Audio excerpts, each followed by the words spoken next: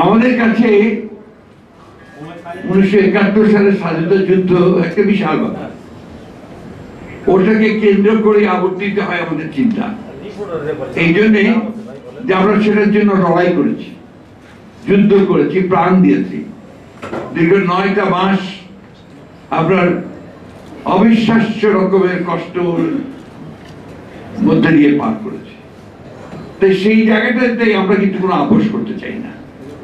এটাকে অনেকে পছন্দ করতে পারেন, নাও করতে পারেন, তাতে কিন্তু আমি ব্যক্তিগত এবং আমরা এটাকে কিছু মনে করি না, কারণ দ্যাট ইজ মাই বেসিস, ওটাই আমার মূল ভিত্তি।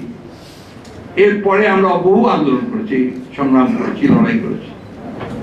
আর বিএনপি হিসাবে আমি একটা কথা খুব জোর দিয়ে বলতে চাই যে আমার দলই তো প্রথম যারা সংবাদপত্রের স্বাধীনতাকে ওপেন করেছিল 1975 সালে।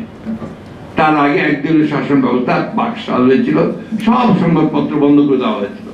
এই কথাটা কিন্তু কেউ আলোচনা করেননি। আজকে 4টি সংবাদপত্র ছাড়া সমস্ত রাজনৈতিক দলকে আপনার যে নিষিদ্ধ করা হয়েছিল, সংবাদপত্রগুলোকে নিষিদ্ধ করে দেওয়া হয়েছে। বিএনপি প্রেসিডেন্ট জিয়া রহমান সাহেব যখন দায়িত্বে আসবেন, তিনি সংবাদ মাধ্যমগুলোকে চালু করেছেন, স্বাধীনতা দিয়েছেন। আমরা বলি না যে আমরা একেবারেই আপনার ধোয়া তুলসী পাতা, কিন্তু এই কথা নিঃসন্দেহে বলতে পারি যে আমরা নিঃসন্দেহে সংবাদপত্রের স্বাধীনতার জন্য অনেক বেশি কাজ করেছি। আজকের যে আকাশ আপনার মাধ্যম, এটা কিন্তু আমাদের দ্বারে শুরু করা, এবং অনেকগুলো মিডিয়া আছে যেগুলো আমাদের সময় তৈরি করা। আমাদের সঙ্গে সংবাদপত্রের এবং সংবাদ কর্মীর যে আপনার নির্যাতন, নিপীড়ন, এটা তুলনামূলক ভাবে নিঃসন্দেহে অনেক কম হয়েছে, আপনারা যদি সেটা দেখেন। এবং আমরা এখন পর্যন্ত যেটা বিশ্বাস করি, আজকেও আমাদের দলের চেয়ারপারসনের একটা স্টেটমেন্ট বেরিয়েছে, আমি মনে করি এটা মুক্ত সংবাদ মাধ্যমের স্বাধীনতা চর্চার জন্য অত্যন্ত শক্তিশালী একটা ভূমিকা রাখছে। আমি বক্তব্য দীর্ঘ করবো না। আমরা একটা ট্রানজিশন পিরিয়ডে আছি, অনেক রকম ঘটনা চলছে, অনেক রকম টানাহেঁচড়া চলছে।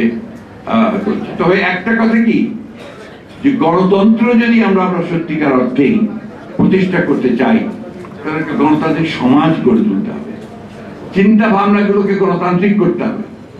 আমি মনের মধ্যে চিন্তা করবো যে আমি যা বলবো সেটাই সঠিক, তাহলে সেটি কিভাবে আমরা গণতন্ত্রের চর্চা করতে আমি সক্ষম হব না। একইভাবে সংবাদ মাধ্যমগুলোকে তারা আমার কথা বললে ঠিক আছে আর আমার কথা বললে ঠিক নেই, এই চিন্তা ভাবনাও কিন্তু আমার গণতান্ত্রিক যে চর্চা সেটাকে শক্তিশালী করবে না। সংকটটা কোথায়? সংকট যে গণতন্ত্রই তো নেই। 15 বছর ধরে তো লড়াই করলাম সেই জন্যে, গণতন্ত্রের উত্তরণের জন্য। 24শে জুলাই ছাত্র জনতার উত্থানের মধ্য দিয়ে তাদের জন্য সম্ভব হয়েছে একটা ফ্যাসিস্ট রুলারকে, রেজিমকে সরিয়ে একটা সুযোগ সৃষ্টি করার, যে সুযোগে আমরা একটা গণতান্ত্রিক ব্যবস্থা শুরু করতে পারি। পোটেনশিয়ালটা দেখা দিয়েছে, সম্ভাবনাটা দেখা দিয়েছে, রাতারাতি হয় না। গণতন্ত্র প্র্যাকটিসের জিনিস, ওটাকে চর্চা করতে হয়।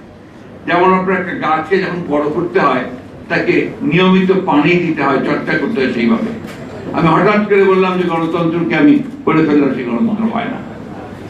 আরেকটা কথাতে গণতন্ত্র হয় না, এটাই করতে হবে, এটা ছাড়া অন্য কোনো কিছু হবে না। এই যে মানসিকতা, এই মানসিকতা কিন্তু আমাকে গণতন্ত্রের চর্চা করতে দেবে না।